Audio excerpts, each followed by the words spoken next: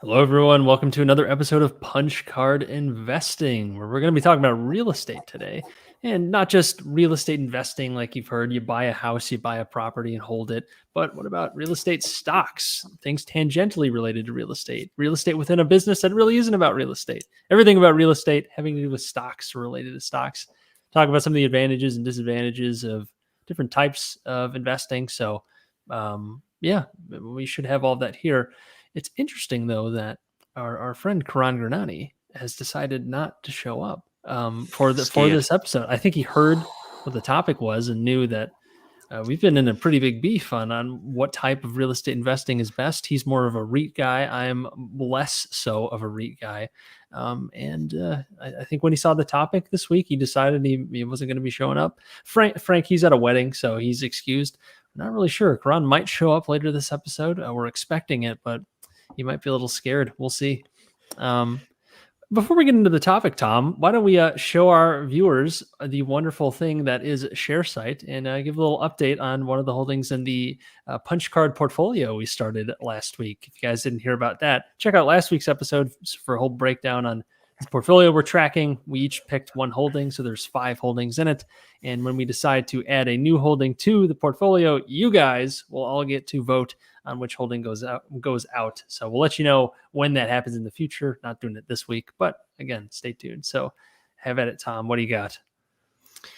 Yeah, sure. So thanks. Shout out to Sharesight for sponsoring the channel. This is our first affiliate that we've ever had on Punch Card Investing. So as an investor personally, there's not a whole lot of bits of software or any tools really that I spend my own money on. Like there's a lot of free information out there, but Sharesight is one of the tools that I use. So if you want to share my screen there, Jack, we thought it'd be interesting just to give you a feel for like some of the reasons why we're using it as part of the punch card portfolio tracking. So I've got Frank's beloved Kelly Partners Group up here. So this is the holding that we added to the portfolio, or at least Frank's choice, last week. And this is a really good example of what happens when you have basically an international holding in Sharesight. So we're treating this as like a US domiciled portfolio.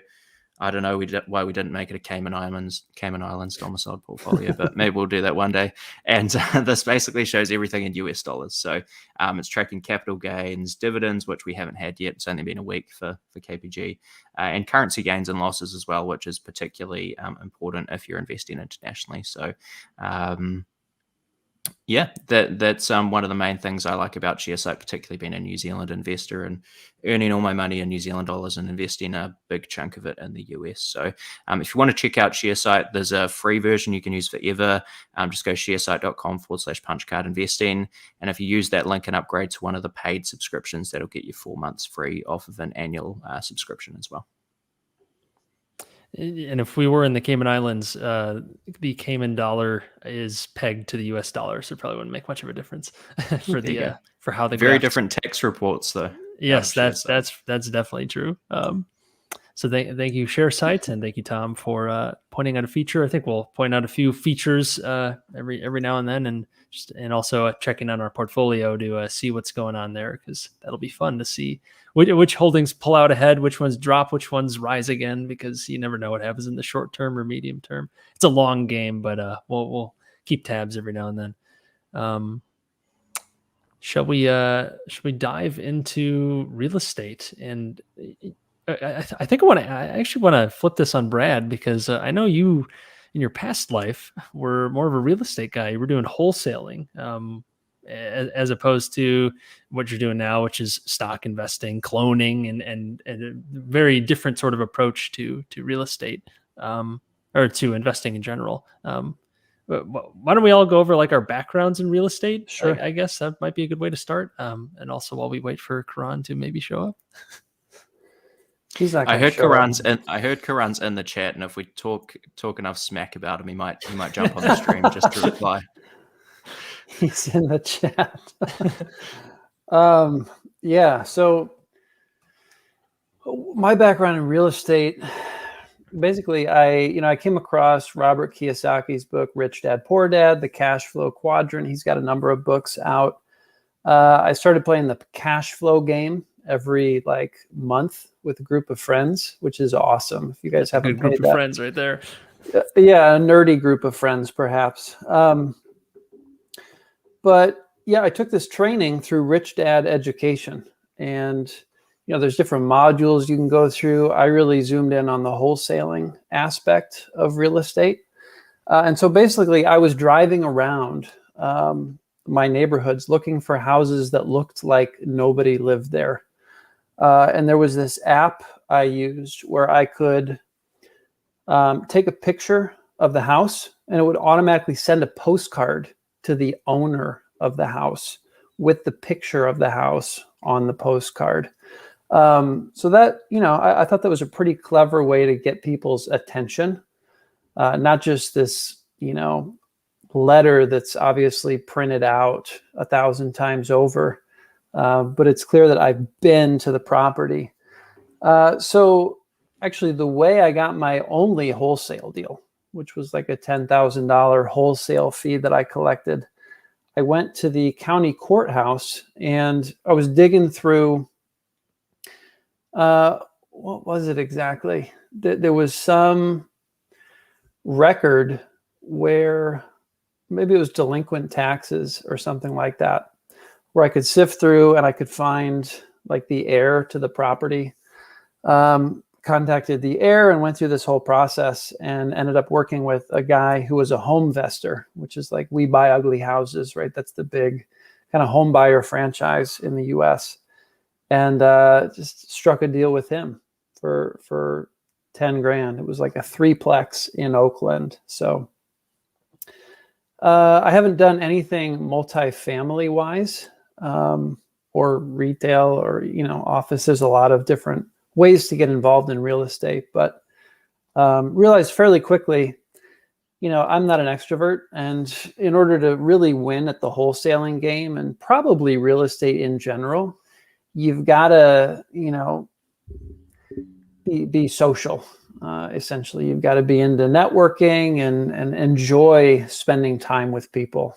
I don't know if that resonates with you, Jack, but that just wasn't for me. I'm an engineer. I want to be like, figuring out numbers in front of a computer or something like that. So that's why I shifted into the stock space. The best partnerships are between an engineer type and a social type. There you go. That's where the real synergies are created. Are you courting me right now, Jack? Is that what this is about? Perhaps if you're interested.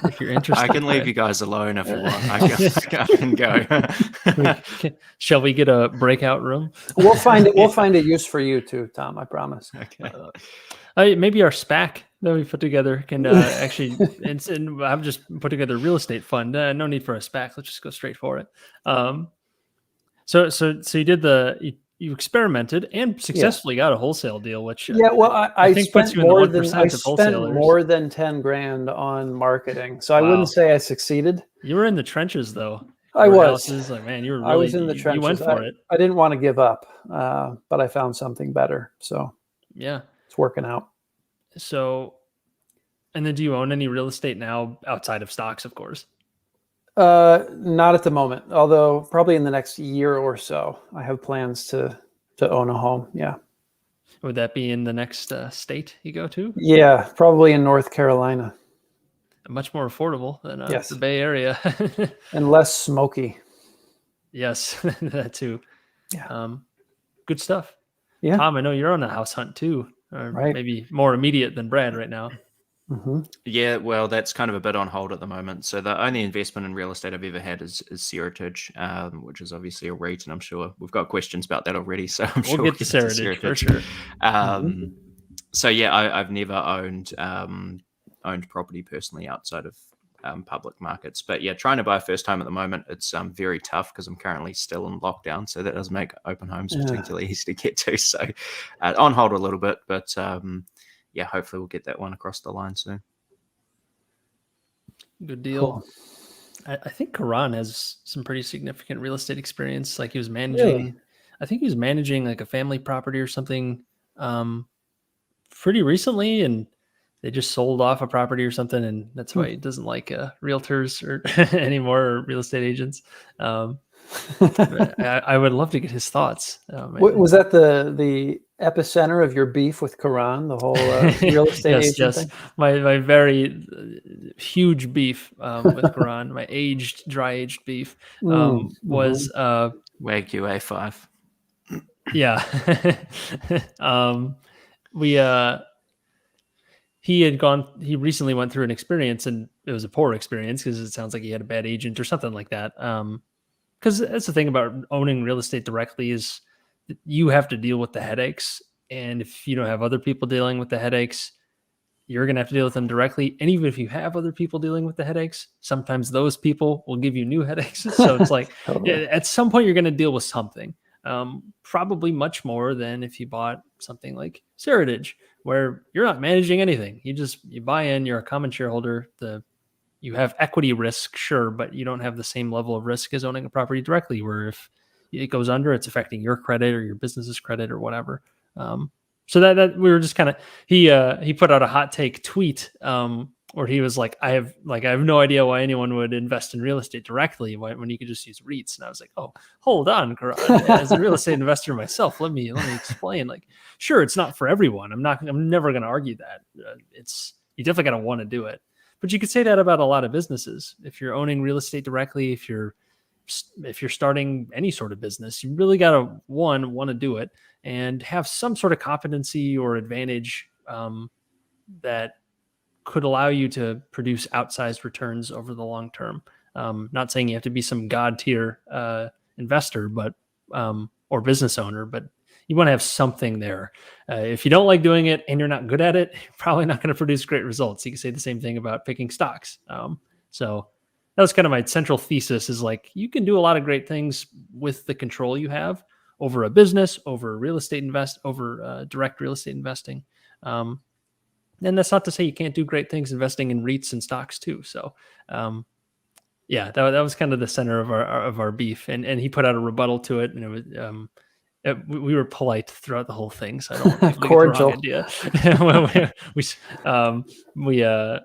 idea. Yeah, that was kind of the center of it. And we've been wanting to do Karan actually suggested doing an episode on REITs. So that's why I'm disappointed that he decided not to show. I hope he's all right, because we haven't heard. It's early in the UAE. He'll be snoring. It's like 6:45 a.m. for him right now. It's not the first time he's hit the snooze on us. Yeah. Well, when Brad and I get daylight savings, we're kind of the upper bound on our on our timing, so it should make it 1 hour later for Karan once we get going with that this weekend. So it should help him out, which is great. And then come the springtime, we'll get back to it, get back to our current schedule. Okay, so fantastic. We now that we've laid the groundwork for our real estate experience a bit, what should we talk about first? I know people are dying to know about SRG. Maybe we should start there, because they just recently had their earnings call, and they're one of the, I guess, hotter stocks in the value investing community that we find ourselves in. I've never thought of SRG as a hot stock. It's like hot within our little niche, which, for whatever that's worth, you know, kind of like BABA, SRG, maybe ASOS a couple of weeks ago. Like, you know, like we have our own cycle of hot stocks. It's just at a very different level than, you know, Shiba Inu tokens and whatever. Dare I say? It caught a little bit of the temperature when the GameStop short squeeze was going on, because Seritage is pretty heavily shorted as well. And it that was like our randomly shot up, like, it was our Venn diagram. Yeah, it probably shot up like 50% over a few weeks. I think went from like every short, I don't know, maybe stock, not quite that much, but every stock in the significant short holding list was up like at least 25% in like a day. It was nuts. Yeah. What'd you notice from the earnings report, Tom? Yeah, it was interesting. I don't know that there was anything particularly earth-shattering that changes the way I think about Seritage. There are a couple of interesting examples, and I saw some good tweets kind of around this as well. So they gave an example of one of their joint venture apartment deals, and there's just more and more kind of evidence coming out that suggests it is really undervalued on a net asset value basis. Like I think the apartment mentioned in that in that quarterly update was something like $20 million in value, and on the books, I think it was like $6 or $7 million or something. So it's good to kind of continue to see that value, starting to kind of emerge. Obviously, the cash flow situation in the short term for Seritage isn't particularly impressive, and it's probably going to be like that for a while. And they're continuing to kind of rent out new space at multiples of what Sears were paying in rent a couple of years ago. So I don't know that anything particularly significant has changed in the thesis. They're starting to talk more and more about how they might structure debt differently moving forward, or they've alluded to that. They haven't really given any specifics just yet.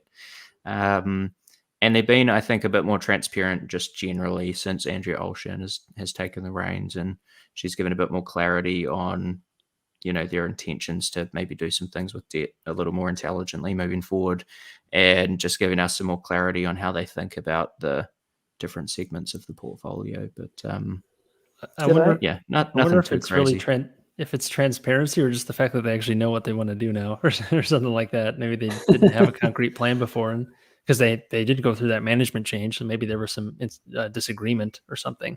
Granted, I know a lot of that had to do with compensation on the other side of that, but moving up. Yeah. Did I see one of their sales was at like a 5.5 cap? Yeah, that's the other thing as well. Yeah, I was impressed by that. Yeah, we've seen a couple sort of sub 6 cap rates on several of their sales now, which is interesting when you see guys like Matt Peterson with some fairly rosy projections in terms of future stock price and net asset value, and he's using like 7 caps, to be conservative in his analysis. So it's good to see as well. Mm-hmm. You got any thoughts on Seritage, Jack? I mean, nothing that we haven't kind of already talked about. I mean, the general bear thesis is that the cash burn is concerning, and they have to keep selling off properties to maintain the cash burn. That has me concerned. And just given my own portfolio construction, in that I have a lot of debt-laden real estate already in my own portfolio, it's like, do I want to add another company that sure might have decent upside potential? Do I want to add another company that has a bunch of debt? Maybe not till there's a little bit more clarity. And as you're saying, as they move forward, we're getting more clarity. That's reducing risk, but probably also increasing price to get in. So you're paying a premium for that potentially. So as they get closer to their goals, I'm getting more interested. But then again, the upside's also decreasing too, unless we get a flash crash sometime soon, or something happens in the real estate market, of course.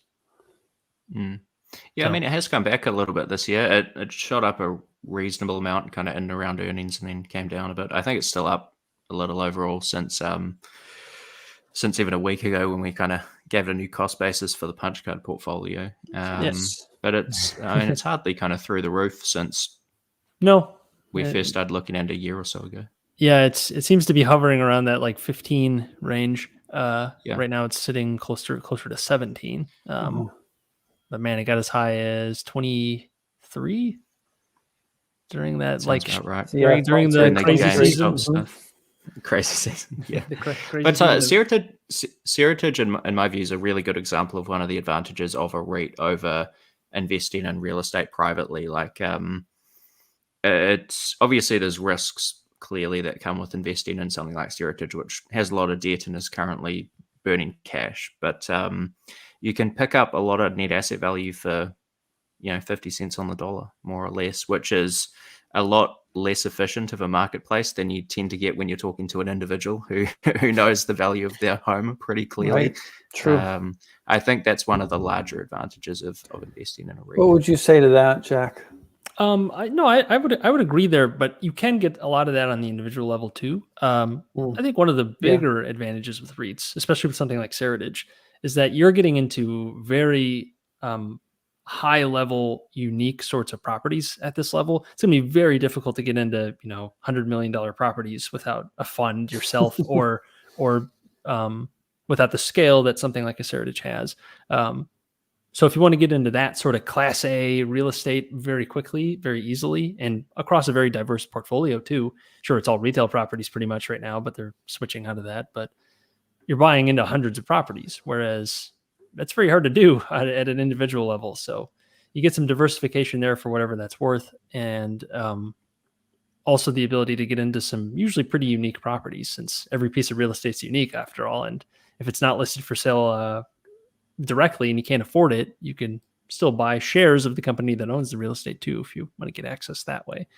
So that's probably, I think that I always see that as the primary advantage of REITs is you have technically like way more liquidity at an individual level, and that you can sell out, buy in very easily compared to buying a house. Let's say you're going to have to spend at least a couple weeks buying. And then if you want to sell it immediately after that, you're probably going to spend at least a couple weeks, if not a couple months, depending on the market, selling it. If you want to refinance your cash out of it, that's probably going to take at least a couple weeks. So you have some lag time. It's not that it's completely illiquid, but it's a lot slower than, okay, Seritage just hit my price target, I'm out. Or, hey, Seritage has hit my buy target, I'm in. You can do that way easier with something like stocks. Which could be a benefit for buying real estate directly in some ways, right? I mean, we always talk about how, treat the business like an owner, right? And not do all of these micro transactions. So, and that's something that Peter Lynch talks about in One Up on Wall Street. He has this very brief section about kind of like how an individual investor should organize their financial priorities. And he says that people should buy a house first, because people are more likely to be very careful when they're buying a house. More, not always, obviously, but they're more likely to do some significant due diligence. Mm-hmm. They're not likely to panic sell. They're going to hold on. And because they hold on for the long term, they typically... 2007 left the chat. Yeah, right, of course. There are plenty of exceptions. But on like the whole, just talking about the population, he makes an argument in the book that you should actually buy a house first. And I thought that was kind of interesting. I didn't expect to see that. And I think it's for that reason, Brad, and that you have a little more discipline, like inherently caked into the process when you're buying real estate yourself. Not that it eliminates manias, because of course, like you could definitely argue that we're in a bit of one now, at least in some markets, where things are just going crazy. I guess you're assuming some of that diligence is going to transfer over to your stock portfolio, right? Yeah, sure. Of course. Always. Yeah. Yeah. And the other thing with Seritage is Seritage is quite a special situation. It's not what I would view as the typical REIT where they own a bunch of cash flow with, low to modest amounts of debt and regular dividends. They just kind of pay a bunch of dividends, tax advantaged, which is another kind of pro of a REIT, I suppose, versus another stock. Maybe it can get kind of complicated depending on where you are around the world with owning real estate personally. But yeah, Seritage, I view more as a special situation. If I had to guess, is Jack Duffley's personal, growth and equity in real estate going to be greater than the typical REIT? I think I'd go with Jack, because you've got the advantage of low fixed rate debt for a long period of time, which is probably the biggest pro of owning real estate privately, I would say. And the other thing is, if you own, even if you do own a REIT with a bunch of debt to try and get, the double-edged sword that is leverage.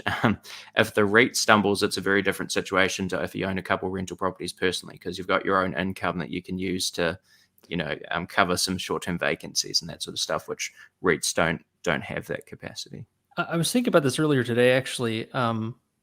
The same sort of advantage I think that smaller like stock fund managers have over big ones, it applies to real estate too. Like Seritage only has a certain class of deal that it will approach, and there are fewer of those deals, or any big REIT for that matter. They're not going to go for the little $200,000 house, because it's not going to move the needle for them. Whereas for an individual investor like you and I, like that could move the needle in a huge way, because you're keeping that whole deal. But if you're trying to scale that portfolio to a huge level, buying 1,000 single family homes is going to be very hard to scale. But when you're just starting out and you have like 5 of these, that's going to make a huge difference. So I think a lot of those same sort of fundamentals with the universe of opportunities apply to the individual investor for real estate as they do to stocks. Same fundamentals, at least. So I think that's kind of related to that same point. Should we talk about Zillow? Wait, let's go. Let's do a this question from after dinner. Get the crowd involved here. Yeah. Why won't SRG just issue stock and pay off or wait or get rid of that debt? Wouldn't we love that? Yeah. I saw Jason ask this a different version of that same question before. I think, a couple ways to look at this. One way is you issue a bunch of, you do what Jason's suggesting here, and dilute. You eliminate the chance of going to zero, but you, I think, take away a lot of the upside potential. Because what you're doing is you're giving people, in our view at least, as bullish investors in Seritage, you're giving people $1 of net asset value and accepting 50 cents for it if you're issuing shares and diluting shareholders, which is kind of the reverse of what you'd want to do. Now, that's not to say Seritage have the capacity to do like a bunch of buybacks or something. I was going to say that would be a power move, do buybacks, sell properties to do buybacks. It's a risk reward thing. Which is what Naspers did recently, right? Basically. Yeah. Sell some 10 cent to do buybacks and come out a little bit ahead. It's pretty baller. Mm-hmm. Power move. Sorry to interrupt, Tom. Big power move. No, that's all I got. Debt's a big risk at Seritage.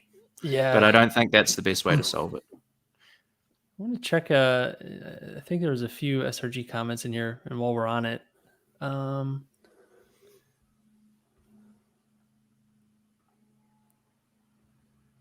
nope, not too many. A lively conversation though going, which is fantastic. It's great. I love seeing people interact with each other too. Yes. Yeah. Great offer from Bradley. Jason's going to have to tell us what's on the menu though. Yeah. He'll get to it. Well, if Buffett's coming, it's probably hamburgers or something. Yeah. Cherry Coke. Oh, a buffet. Sorry. I saw one comment from that I wanted to highlight. Where was it? It was pretty close to the beginning. I don't want to ruin the great news. Oh, also, After Dinner Investor says you own more real estate in Turkey than in California, technically. Yep. Sorry, guys. I'm not going to show my tax returns. I'm going to pull a Trump. We're going to get Jack to do a Trump impersonation one of these days if we keep bugging him about it. Oh, here it is. Here's Jonathan's. Jonathan just had his first kid this week, and his name is Charlie. I wanted to highlight that. Congratulations, Congratulations. Who is he named after, Jonathan? For his first words are going to be, "Show me the incentive, I'll show you the outcome." When he doesn't like get the food he wants or something as like an infant. When he becomes a bratty teenager, he'll be telling you should have lowered your expectations of me. Yeah, there's some zingers coming out of there, I'm guessing. Yeah. Fantastic. Congratulations, Jonathan. Great news. Absolutely. All right, now shall we get into some Zillow? Let's talk Zillow. Just briefly, I think. Jack? I don't have like too much fundamental analysis here yet, but I think the Zillow situation brings up some interesting topics for stock investing and real estate investing in general.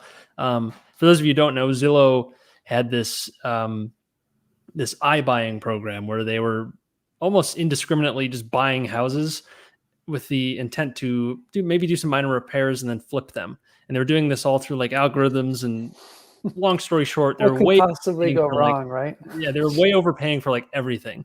And from the very start, even during this big bull run we've had over the last year in real estate, at least in the States and really worldwide, they were losing money like significantly, like 5 to 10% on a lot of these deals, even while the market was surging. So it was like, that's a little odd. What's going on right there? And finally, they decided this past week that they've announced that they're axing that program. They're firing like 25% of their employees in one fell swoop and are dumping all these like a few thousand properties that they have to stop this program. And it's a huge money loss.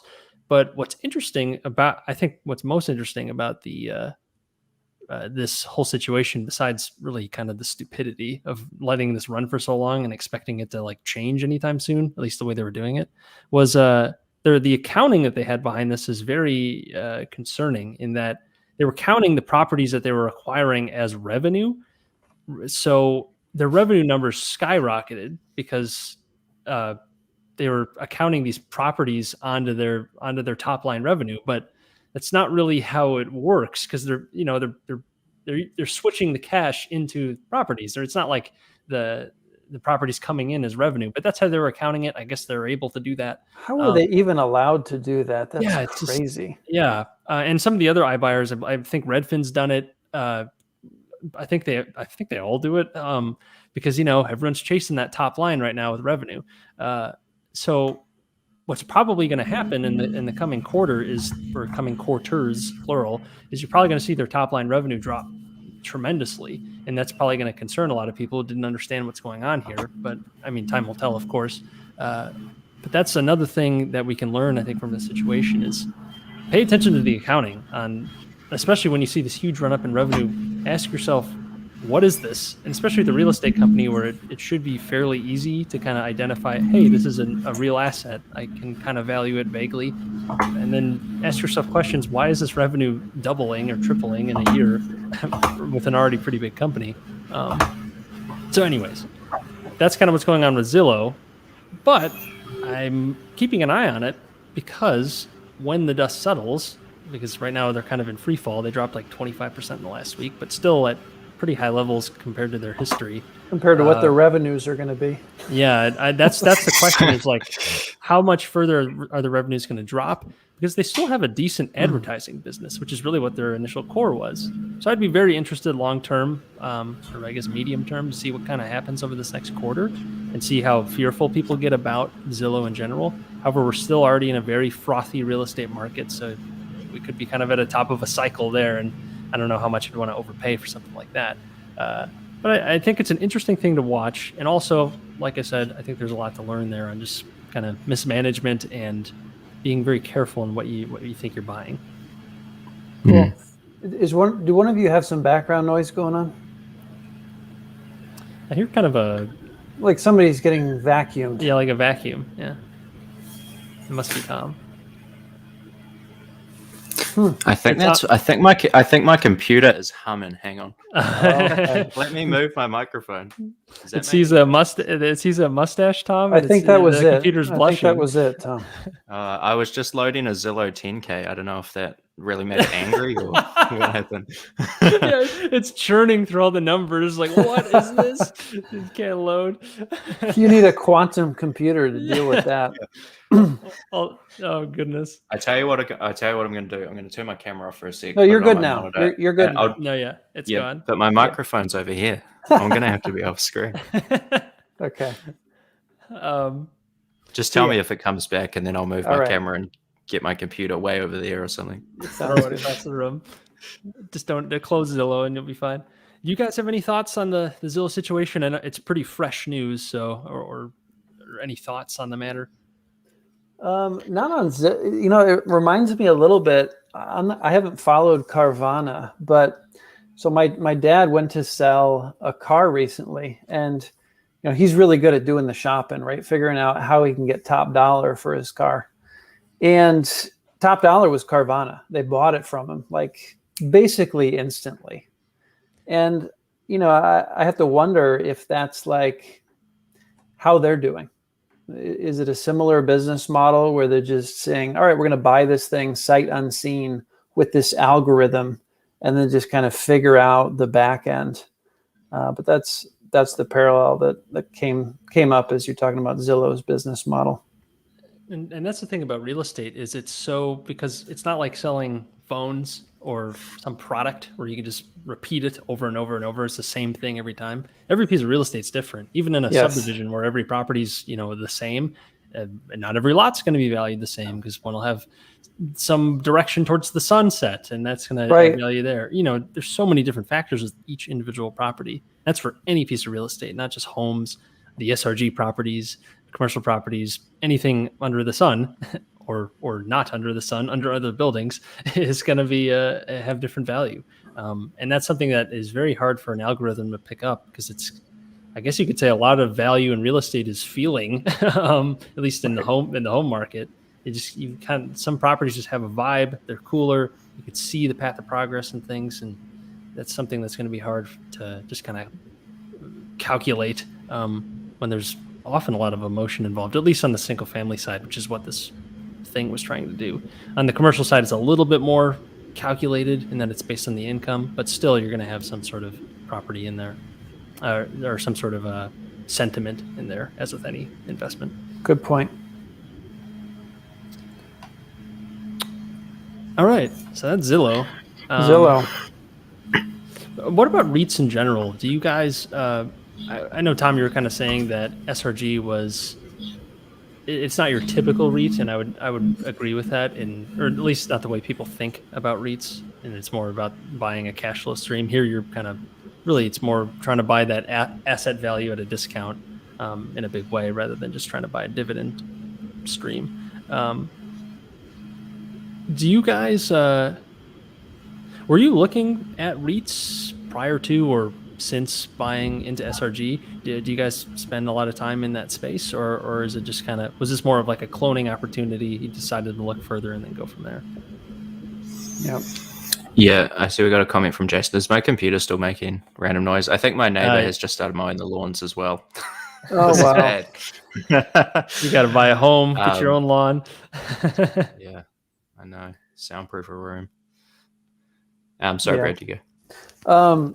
Yeah, for me, it had nothing to do with, wanting to get into the REIT space or anything like that. It was, like Pabrai says, a bottoms up thing where I was like, okay, I'm using this cloning strategy as, to funnel down to what universe I actually want to look at. And, Seritage looked interesting. So I dug in a little bit further. Yeah, there's nothing special about REITs for me that make me particularly drawn to them.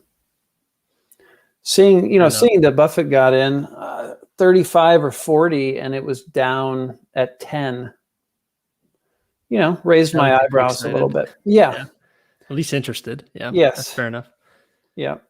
I guess in my own portfolio, I ended up putting a significant amount of money with Equity Commonwealth, Sam Zell's REIT. And the reason I came across that was because I followed Sam Zell, and there was a good amount of news. He's Chicago-based, so I'm in Chicago, so I hear a good amount from him. And that, in a similar sort of way, I wouldn't call it obviously wasn't cloning, but there was some sort of expert involved. I'm like, oh, okay, I'll take a closer look.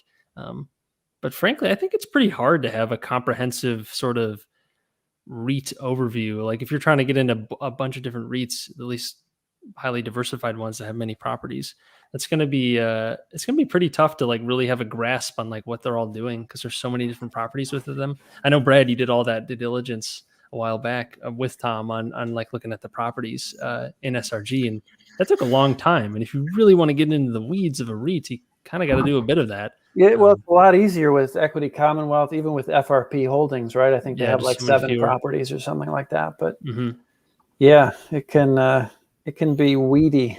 Let's put it that way. Right. You all right there, Tom? I think so. You guys tell me. Yeah, it sounds. I don't hear any background noise. Sound crisp. Great. Did you go and I can't body even reach slam my laptop right now. Did you go and body slam the guy mowing the grass, or what happened over there? He power cleaned I think him. that guy's still going. quick deadlift, power clean.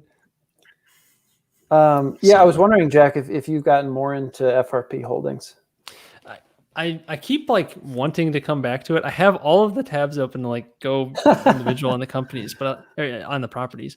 One thing I've realized is going to be kind of hard is trying to put a value on their aggregate rock business, in that I'm not really sure how to value that, because it's a royalty stream, and right. It's such a different space. I got to keep focusing on the multifamily, but there isn't an easy document that I found that really shows every property one by one. So you kind of got to go into the weeds and figure that out to find a good cap rate on it.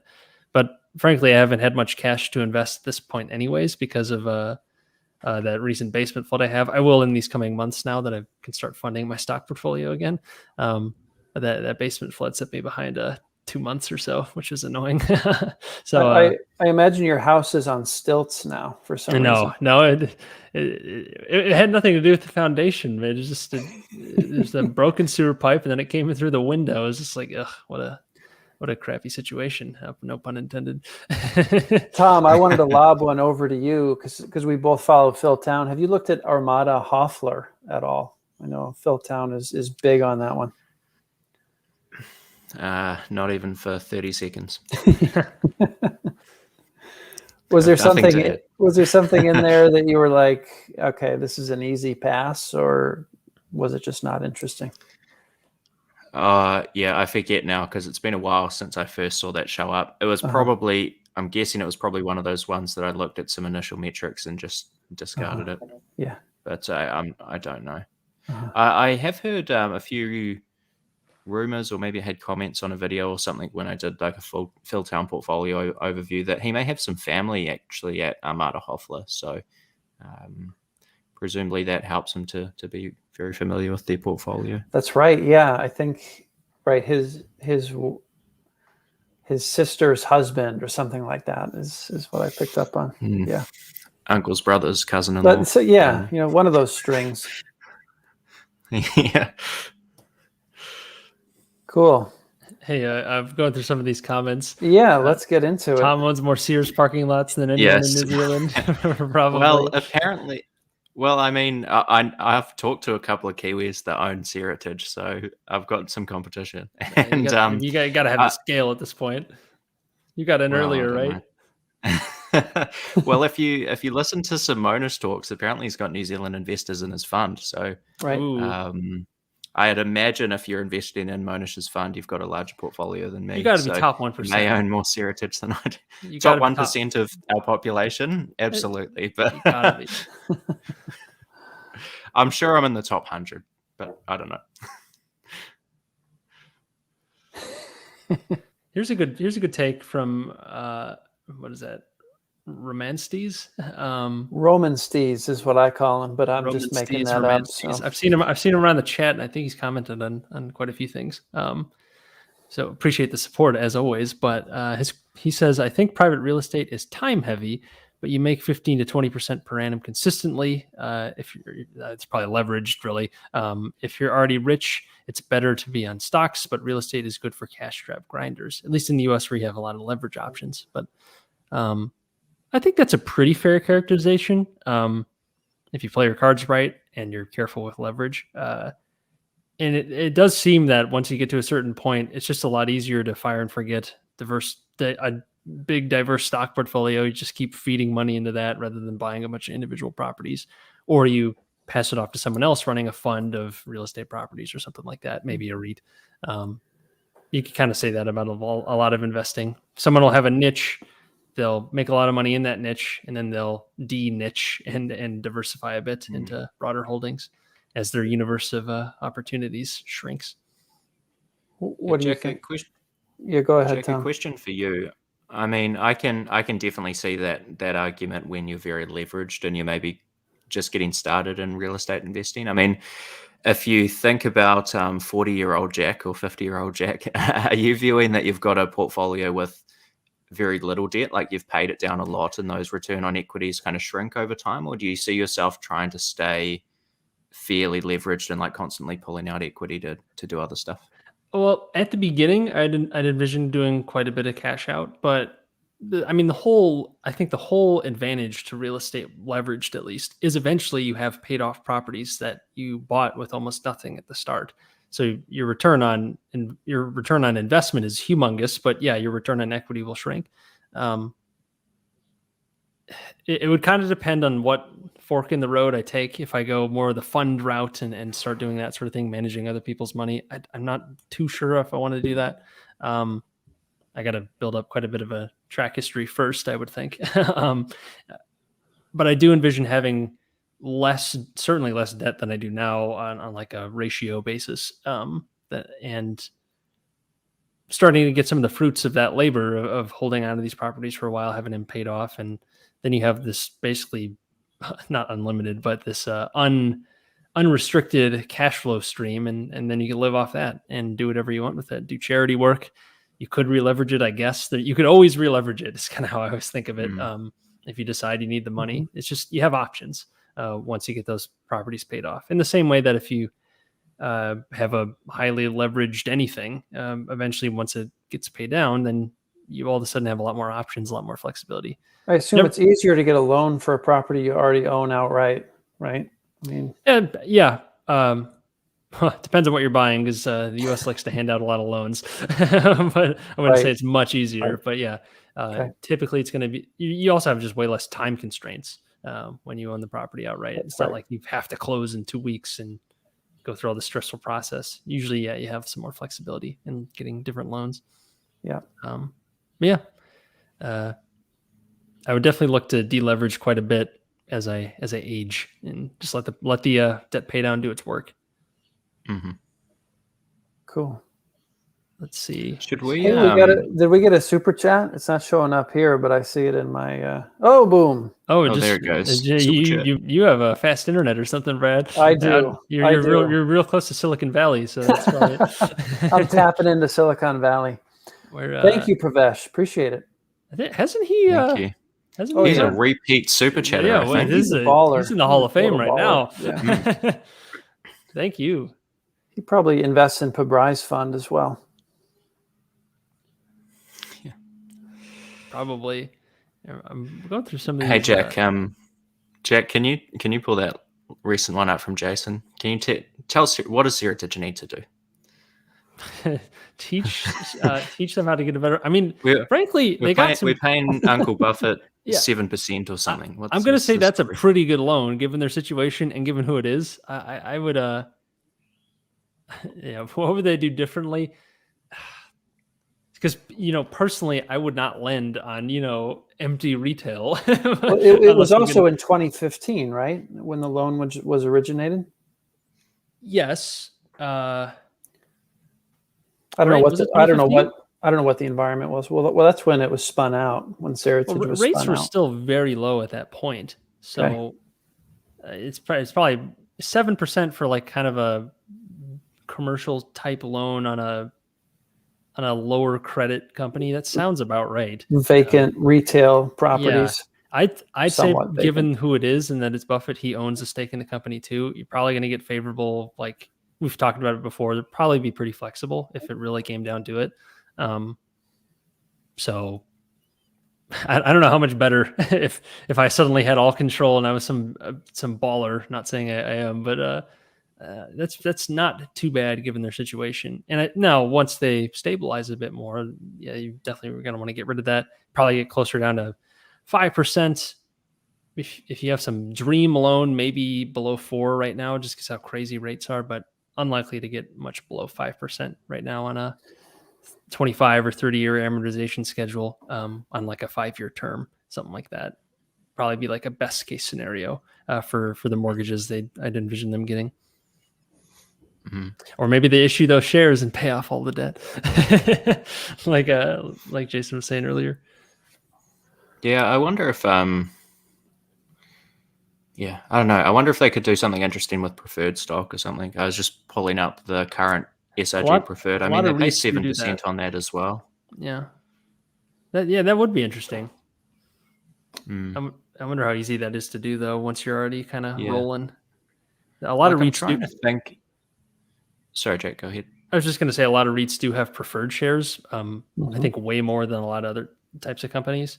And what preferred shares are, for those of you who don't know, is they get like they're first in line on dividends, but typically have less rights when it comes to either voting or equity, but they kind of have first share of like the cash flow. Typically is how it's kind of organized with preferred shares.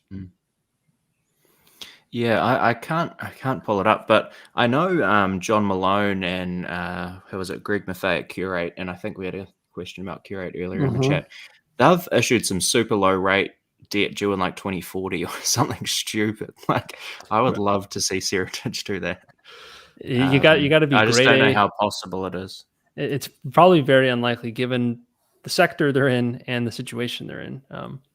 It usually comes down to cash flow, and then also who will buy the loan after that. It's really, frankly, what it comes down to. Often the lender themselves usually does not hold the debt. In this case, because Buffett's holding the debt, Warren Buffett's not going to take 3% on this sort of risk, and frankly, no lender besides the government would do that. And in this case, the government is probably not buying this loan since it's Buffett's. So you gotta kind of see who your end buyer would be as a lender.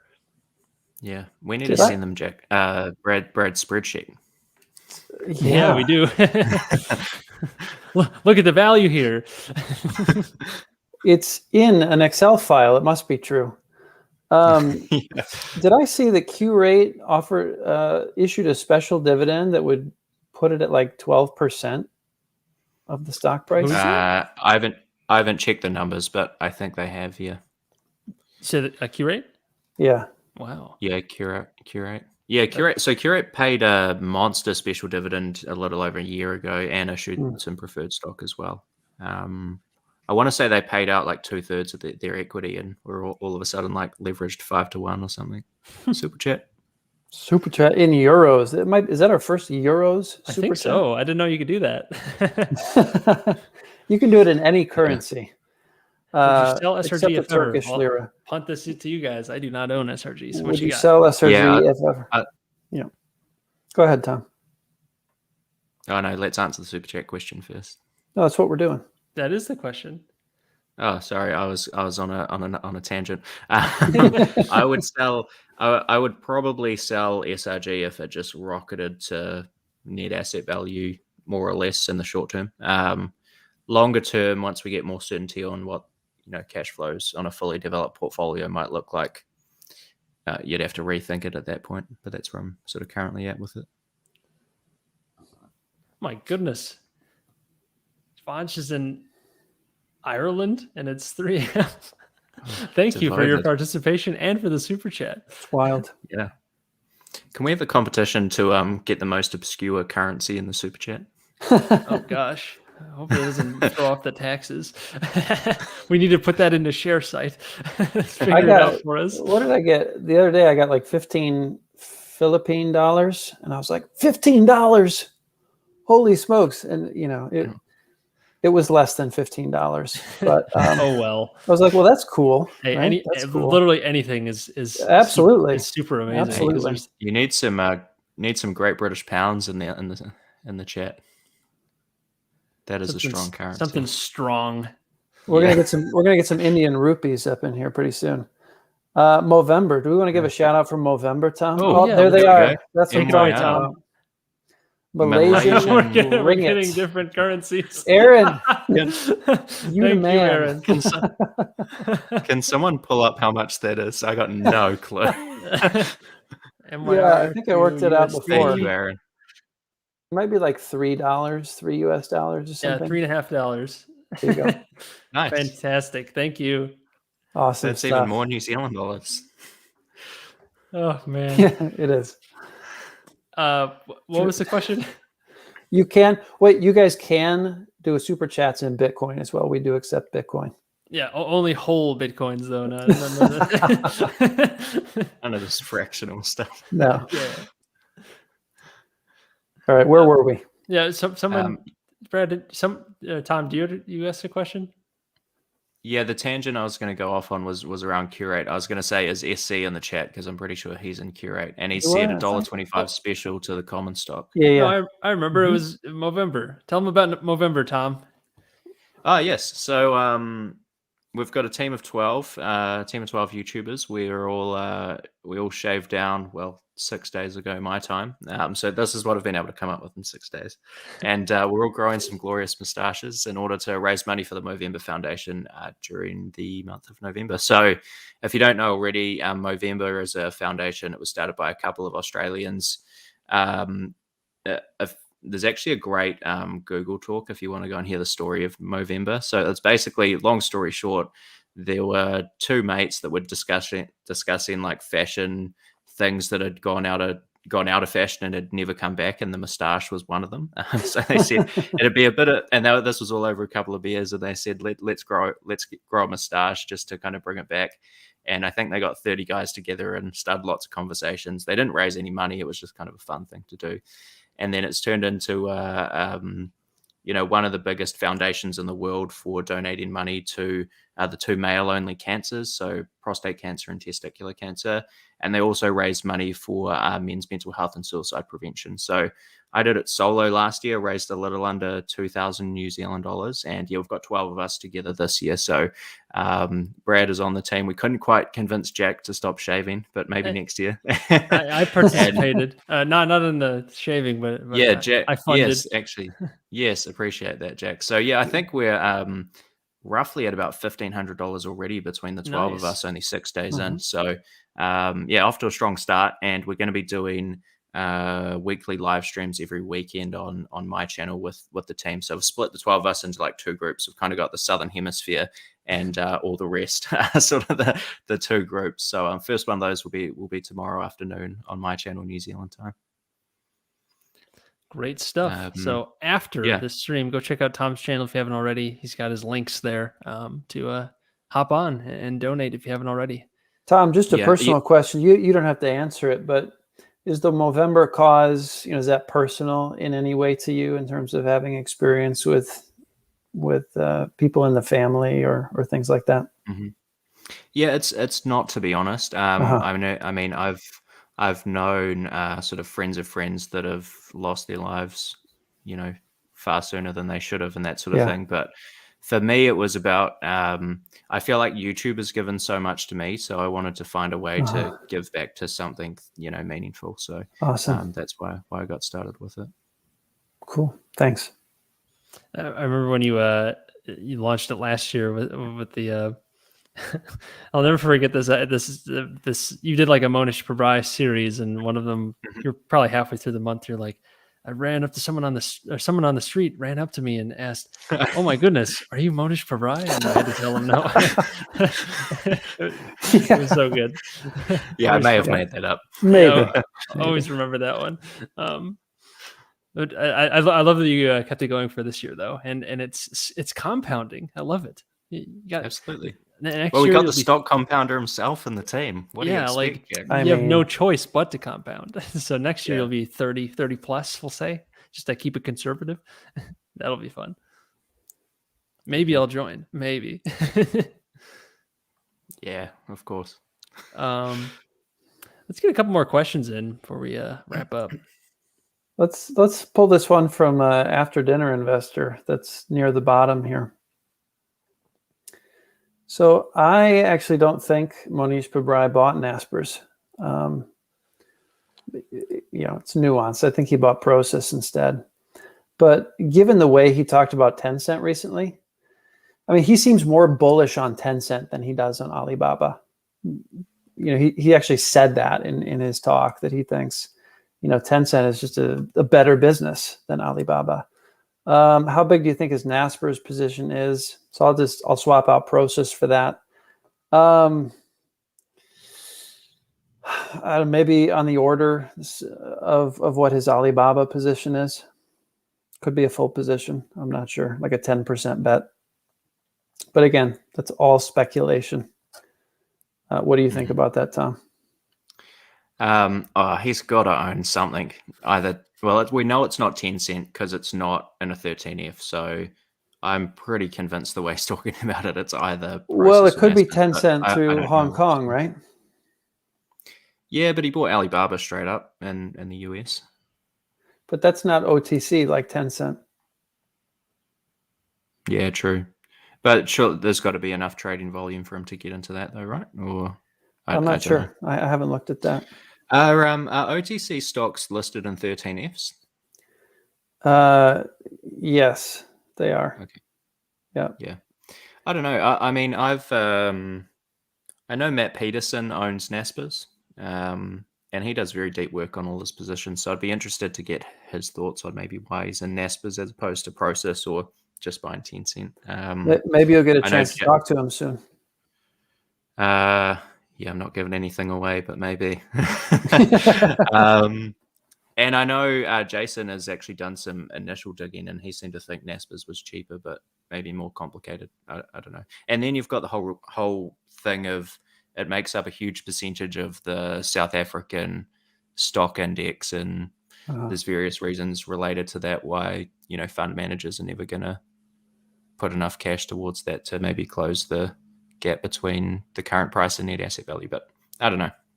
Yeah, Damadrin did a whole video on that as well, between Alibaba, Tencent, and then Tencent via Process or Naspers. So I thought that was well done. If you guys are interested in those, take a look. Cool. Did you see what else? What else we got, Jack? I got this from Dr. Dr. Ali Dogar. If the real estate market is overvalued like the stock market, you could certainly make a pretty convincing case about that in many markets. What do you guys think if real estate market crashes like in 2008? Will it affect SRG on a fundamental basis since they have to sell to keep going? So current property values matter a lot, and future values, I suppose, too. You could really say this about a lot of businesses, not just real estate. At least ones that have a lot of just a lot of assets in general, a lot of real assets where that might be pretty interest rate sensitive, like real estate. Lots of things are interest rate sensitive. Yeah, this is a risk that you have to discount in some way with SRG and with any REIT for that matter. And you have to work through those scenarios in your head. Okay, what happens if the cap rates rise 3% for retail? What are you going to do? What if they can't sell for an extra year or something like that because of some terrible time? You just have to work through the scenarios in your head, weigh what you think the probability is, and then you got to make your decision from there. It really is. It's impossible to say with any certainty what will happen anytime soon, but there's always a possibility. That's my take on it. I don't know if you guys have a different perspective. I agree. And I guess because you've got leverage in the picture with Seritage, even a modest decrease in real estate prices could flow through, much greater to the equity. So I actually have a video on this exact topic with this exact stock, if anyone wants to look that up. There you go. I really forget what I called the video, but it was ballpark a week after Brad and I did the first live stream on Seritage. I know we went through some actual numbers, just showing that if real estate prices, go down 10%, or if Brad happens to be 10% off, on these asset prices, once you add in the leverage to the picture, this is how that flows through the equity. So I know Brad never gets it wrong, but just in case. Was that that wasn't a year ago? That was more than a year ago. I think it was like September of 2020. Man, time flies when you have crazy. fun. It's it crazy. really does. Aswath Damadran, NYU professor, prolific valuation professor. He gets really into the weeds with his spreadsheets. If you ever download one of his spreadsheets, it's like 12 tabs. So the amount of data that he pumps into his spreadsheets is pretty insane. I'm not saying that to be bullish on his spreadsheets. I think he would probably benefit by really paring it down, but he's a professor, right? Professors like to get into the weeds, so can't fault him for that. Yeah, it's one of those things where you have to. I've watched some of the stuff. I think it's great, but at the same time, I think you have to say, there's some stuff you just can't value, not with any degree of certainty, at least. Should we snag what else we got? Maybe one more question? Yeah, if you guys have one last question, we're gonna pull one. But if there's any burning questions out there, hit up the super chat, and we'll make sure to get to it before we sign off. In whatever currency you want, and then in the most obscure currency possible. Great. Here, while we wait for that, I can answer Matt's question to me. Sure. This should be quick. We'll just sit here. Yeah. Just wait patiently, please. What factors do you look at when considering a kitchen or bathroom remodel? Seems a lot of people upgrade for cosmetics, not value. There is value in cosmetics, but I have a hard time putting a dollar figure on ROI. This is really a market-specific question. For example, in Class B single family in some Midwestern market, the finishes that you put in a property are probably going to look a lot different than the Bay Area where Brad's at. And even within those markets, you might have different considerations to make. So, Jack, what is the highest value add in your neck of the woods? Paint. Paint is always the easiest. Always. Good. Like even on my rental, I'm not trying to sell that, but just like a fresh coat of paint, new caulk around like bathtubs and stuff like that. Just like the cleanup stuff, the last 5%, seems to add the most value per dollar. Not that it's the most important, but it's like the first impression sort of thing. Paint, floor, and carpet are always just huge for whatever reason. Stuff that isn't huge, systems like HVAC, roofs,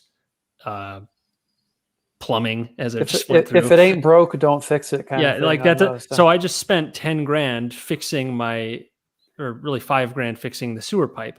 That doesn't add any value to the property because no one cares. Even though they really should, do it. That's what keeps you safe. But it's no one really values. That's those expected, things. Jack. It's expected you have a functional sewer pipe, I guess. Right? It is, admittedly, but it's a new one now, and it shouldn't break for 100 years. But that's not going to get valued really in any serious way.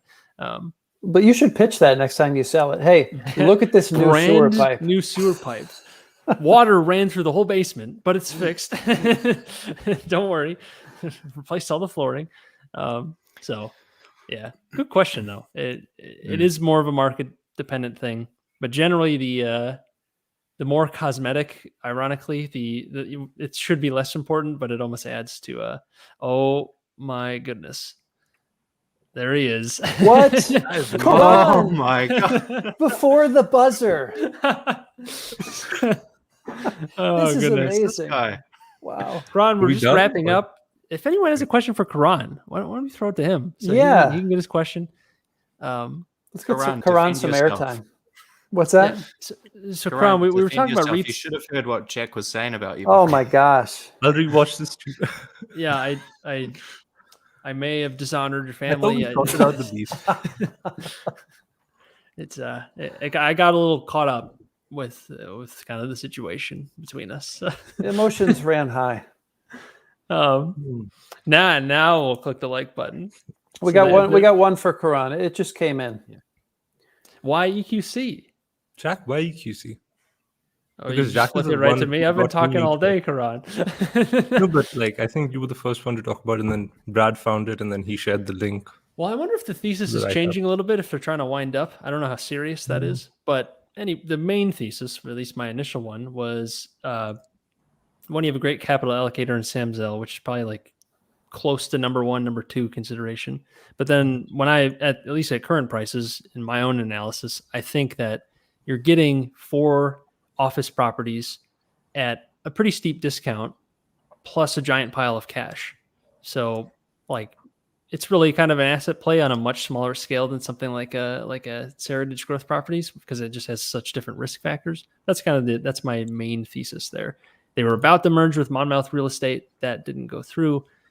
We'll see if they end up re-engaging with them. But in general, it was kind of like a low downside, decent upside, not amazing upside sort of play.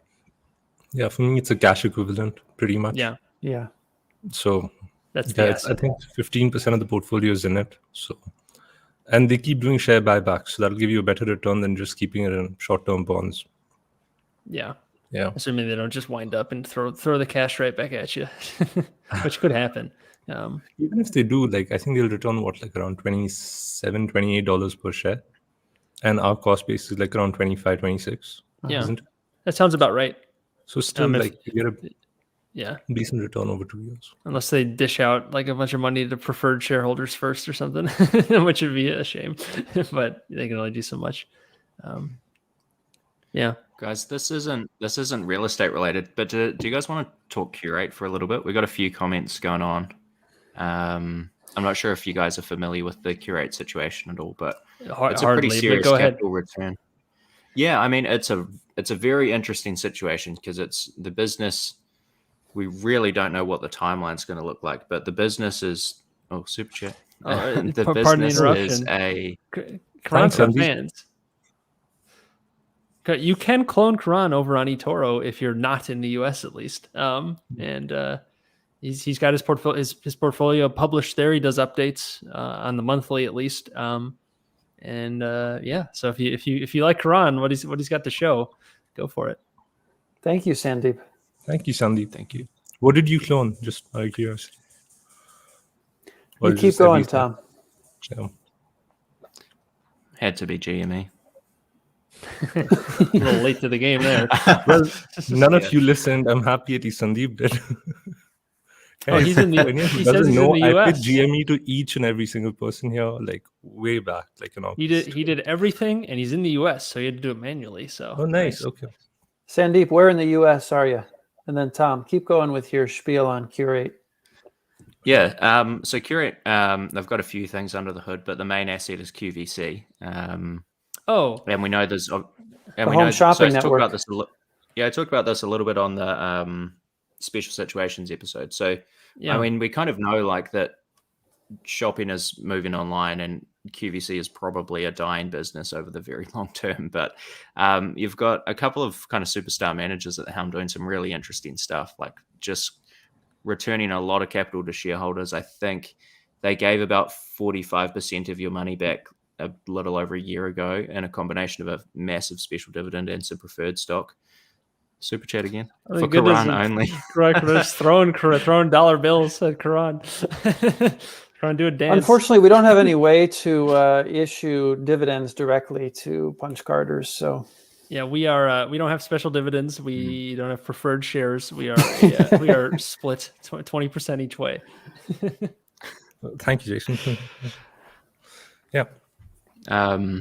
God, where was I? sorry, yeah, Tom. so This you've is gotten brutal. Yeah. Anyway, That's all good. That's all good. So you got 45%. People just keep throwing money at us, and I'll happily stop talking over and over again. So you got 45% of your money back. You know, a little over a year ago. Stock was $10, and I think you got $4.50 back with special dividends and preferred shares. And SC was just in the chat and said they're buying back 10% of the remaining stock this year, plus paying another $1.25, which on today's stock prices is probably 15% of your cash back again. So another 25 if you had to get together this dividend and must have had a killer year and buyback.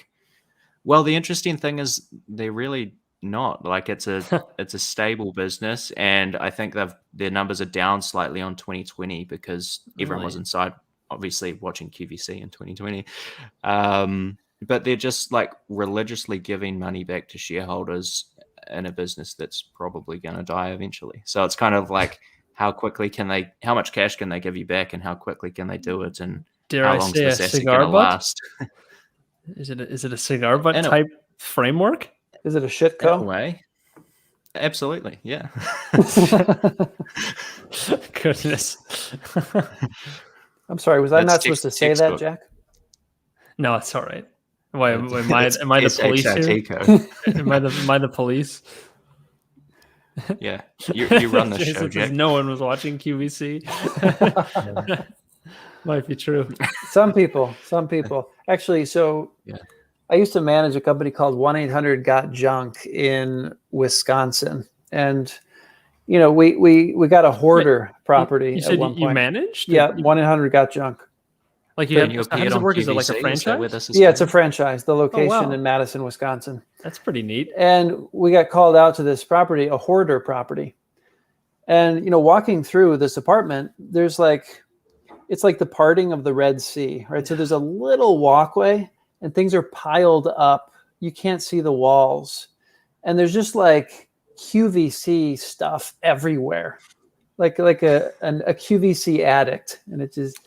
So that's what I think of when I hear about QVC. It's probably like the 1% purchaser at QVC. Like, yeah, that's it. That's the target audience. Mm-hmm. I guess it's a shame. It was a sad situation. Yeah. But yeah, it's hard to know like how to feel about it because it's like it's just I don't know what to say because it's such a weird situation. You don't need to say anything, Jack. What a value adding business. My goodness. I can tell Jason's a fan. Yeah. Well. Yeah. That's textbook potential value trap, but potentially a really interesting situation. Like if they can last for 6 or 7 years and they're giving you 50% of your money back every year, like I think it's pretty interesting. I'm kind of picturing like, my sewer pipe leak. If you have, imagine the leak is actually the cash from the business. You got to get up to that sewer pipe leak and catch some of it. Let me just close my eyes and picture this. Keep going, Jack. Yeah. Don't mind the fact where it's coming from. And then you're good. Well, now I'm thinking about Shawshank, you guys. The ending, the epic crawling ending. through. That sewer pipe leak was the escape hatch. Yeah, exactly. Anyway. I mean, we're getting deep into these Well, analogies. deep into the you know what? Okay. Anything else? Karan has something to mention.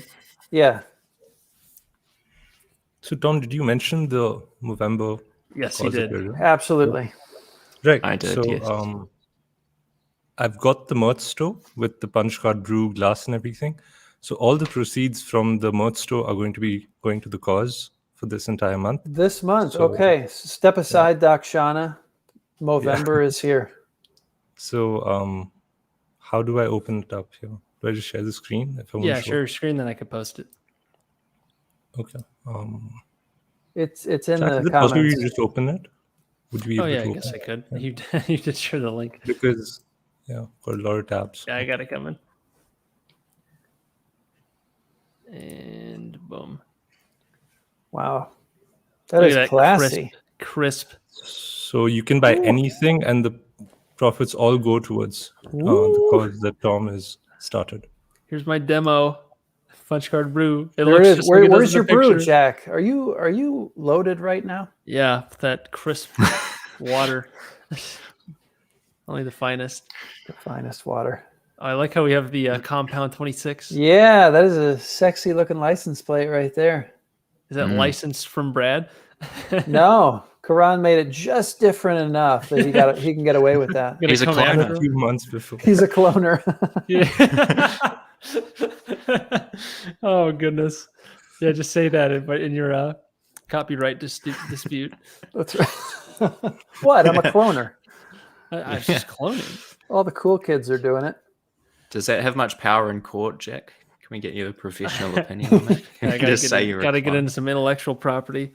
I took a couple courses in law school on IP stuff, and man, quick tangent on I took a class on software patents, and it's so bizarre because in the U.S. system, apparently they issue like pretty much every patent that's applied Is that for, right? Wow. but then, or not every, but the vast majority. But then when they actually get to enforcing them, like it gets to a court, like half of them are shot down. And they're like, no, this is not a legitimate patent. So it's like this suits. So basically all it does is it forces you to go through the court system. So it's super expensive to actually figure out whether this patent is legit or not.